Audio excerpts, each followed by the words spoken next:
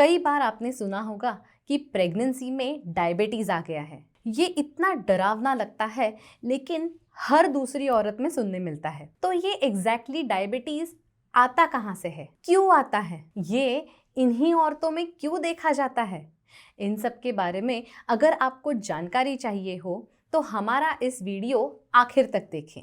Pregnancy में औरतों के शरीर में कई सारे चेंजेस दिखते हैं। इन्हीं चेंजेस की वजह से कुछ अबनॉर्मलिटीज भी डेवलप हो सकती हैं। शरीर कुछ एक जगह पे कॉम्पेंसेट करने के लिए थोड़ा सा ओवर कॉम्पेंसेट कर देता है, और जिसकी वजह से औरतों के शरीर में कुछ डिजीजेस, कुछ कंडीशंस डेवलप हो सकती हैं।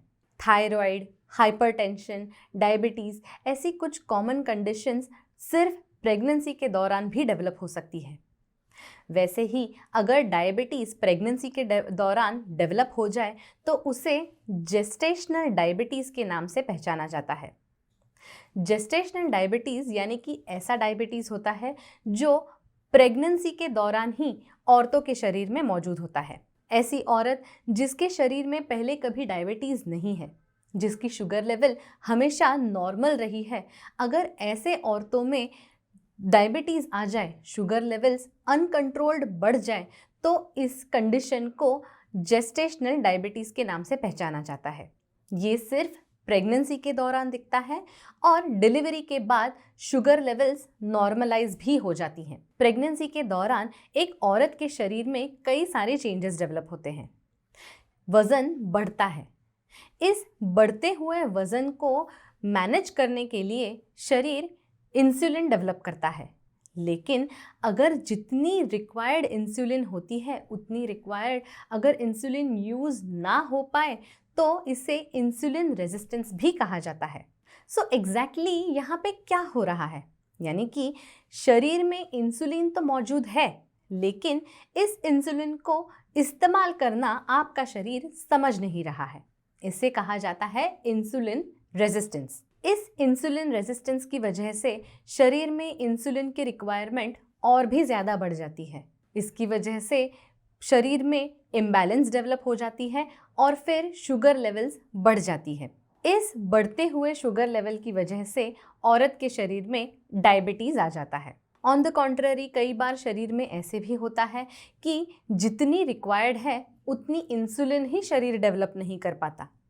इसकी वजह से भी शुगर लेवल हाई रहती है और शरीर में डायबिटीज़ आ जाती है। ऑन एन एवरेज ऑलमोस्ट हर औरत में लेट प्रेगनेंसी यानी कि in the third trimester of their pregnancy insulin resistance कुछ हद तक डेवलप हो जाता है।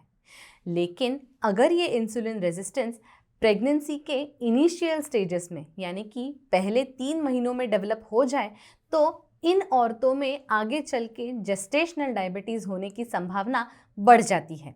जेस्टेशनल डायबिटीज़ अगर किसी में पाया गया है तो इन औरतों में 50% चांस होता है कि डिलीवरी के बाद भी इन औरतों में टाइप 2 डायबिटीज़ डेवलप हो सके, यानी कि डिलीवरी के बाद भी इनके शरीर में इंसुलिन रेजिस्टेंस बरकरार रहे। ज़्यादातर जेस्टेशनल डायबिटीज़ 24वें हफ्ते के बाद डेवलप होता है, इसीलिए 24th वीक के बाद आपके डॉक्टर आपको शुगर की टेस्ट करवाने का सुझाव दे सकते हैं। अगर आपकी शुगर की टेस्ट, ब्लड शुगर लेवल्स अगर थोड़ी ज़्यादा आए तो आपके डॉक्टर आपको GTT यानी कि ग्लूकोज टॉलरेंस टेस्ट नाम की एक टेस्ट का सुझाव दे सकते हैं।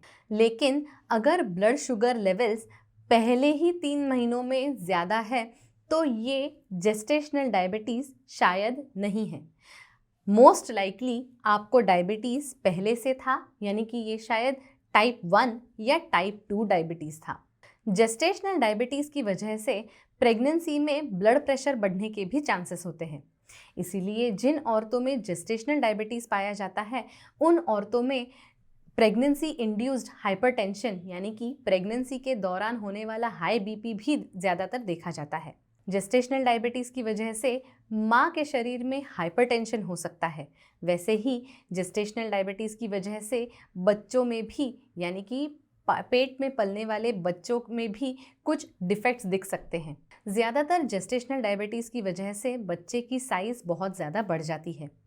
ओवरवेट बेबी हो सकता है ओवरवेट बेबी होने की वजह से आपकी सिजेरियन सेक्शन होने की संभावना बहुत ही ज़्यादा बढ़ जाती है। ओवरवेट बेबीज़ के अपने आप में ही कुछ और चैलेंजेस होते हैं। अगर बच्चा ओवरवेट हो तो उस बच्चे में हार्ट की शिकायत आ सकती है, कार्डियोवास्कुलर डिसीजेस आ सकते हैं। इसीलिए जेस्टेशनल डायबिटीज़ को अच्छी तरह से इवैल्यूएट करना और माँ के शरीर में जेस्टेशनल डायबिटीज़ है या नहीं ये पता चलते ही इसकी अच्छी तरह से ट्रीटमेंट करवाना बहुत ही ज़्यादा ज़रूरी होता है। जैसे प्रेगनेंसी डिटेक्ट होती है, जल्द से जल्द अपने शरीर में ब्लड शुगर लेवल्स की जांच करवाना ज़रूरी होता है। अगर आपकी डायबिटीज़ की दवाइयाँ पहले से शुरू है तो अपने डॉक्टर को अपनी दवाइयों के बारे में ज़रूर बताएं। रेगुलर चेकअप्स की मदद से, रेगुलर डॉक्टर विजिट्स की मदद से अपने जेस्टेशनल डायबिटीज़ को कंट्रोल में रखना, मॉनिटर करना बहुत ही ज़्यादा ज़रूरी होता है। एक माँ के मॉनिटरिंग के साथ ही साथ बच्चे को मॉनिटर करना रेगुलर अल्ट्रासाउंड्स की मदद से, रेगुलर एग्जामिनेशंस की मदद से बच्चे की ग्रोथ सही हो रही है या नहीं, इसे मॉनिटर करना जेस्टेशनल डायबिटीज़ में बहुत ही ज़्यादा ज़रूरी हो जाता है। Every cloud has a silver lining. Gestational diabetes को कुछ हद तक प्रिवेंट किया जा सकता है। वज़न मेंटेन करना यानी कि एक हेल्दी वेट को मेंटेन करने से आप जेस्टेशनल डायबिटीज़ को प्रिवेंट कर सकते हैं। रेगुलर एक्सरसाइज करके अपना वज़न अच्छी नॉर्मल रेंज में रखें।